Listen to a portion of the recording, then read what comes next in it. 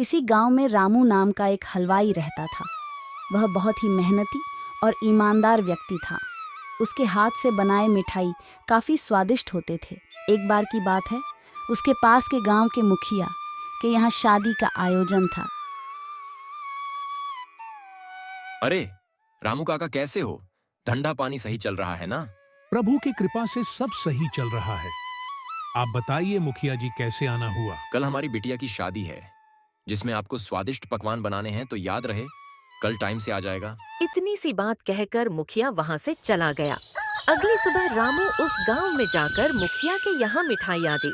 सब अच्छे से बना देता है, जिसके बाद उस मुखिया ने उसके काम के बदले पैसे और ढेर सारे घर पर खाने के लिए मिठाई दिए, जिसे रामू एक गठरी बनाकर अपने गांव को वापस जाने लगा। उसके गांव का रास्ता एक जंगल से होकर गुजरता था।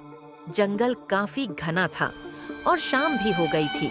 फिर धीरे धीरे रामू उस जंगल के रास्ते से जा रहा था कि अचानक से उसके सामने एक चुड़ैल प्रकट हुई, जिसे देखकर रामू बहुत ही डर गया। अच्छा हुआ इंसान जो तू आ गया। मैं कितने दिन से भूखी थी, अब तू मेरा भोजन बनेगा। फिर डरते हुए रामू बोला, अगर आप मुझे खा लोगी तो फिर मैं कभी भी वापस अपने गांव नहीं जा सकूंगा, जिसके कारण लोग इस जंगल में आने से डरने लगेंगे। फिर लोग नहीं आएंगे तो फिर आपको हमेशा भूखा ही रहना पड़ेगा। इसके बदले अगर कुछ और खाने को दे तो चलेगा।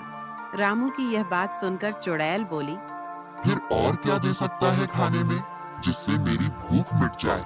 तो फिर रामू ने कहा कि उसके गठरी में ढेर सारे स्वादिष्ट मिठाई है, अगर उसे खाएगी तो निश्चित ही उसकी भूख मिट जाएगी। तो रामू की यह बात सुनकर चुड़ैल बोली, ठीक है, जल्दी से वह मिठाई मुझे दे। इसके बाद रामू ने अपने गठरी खोलकर वह सारे मिठाई उस भूखी चुड़ैल को दे दिया। फिर उन स्वादिष्ट मिठाई को खाकर चुड़ैल बोली, तुम्हारे मिठाई बहुत ही स्वादिष्ट है, मुझे बहुत ही अच्छे लगे, इसलिए तुम्हारी जान को बख्श देती हूँ, लेकिन एक शर्त, मुझे फिर से ऐसा मिठाई को आगे भी खिलाना पड़ेगा। तो रामू बोला, वह बहुत ही गरीब है, इसको बनाने के लिए ढेर सारे पैसे चाहिए। फिर वह इतने सारे पैसे कहाँ से लेकर आएगा जिससे वह मिठाई बना सके? रामू की यह बात सुनकर चुड़ैल बोली, रुको, मैं तुम्हें सोने के सिक्के देती हूँ, तुम इन्हें बेचकर इन पैसों से मिठाई के सामान खरीद कर मिठाई बना लेना।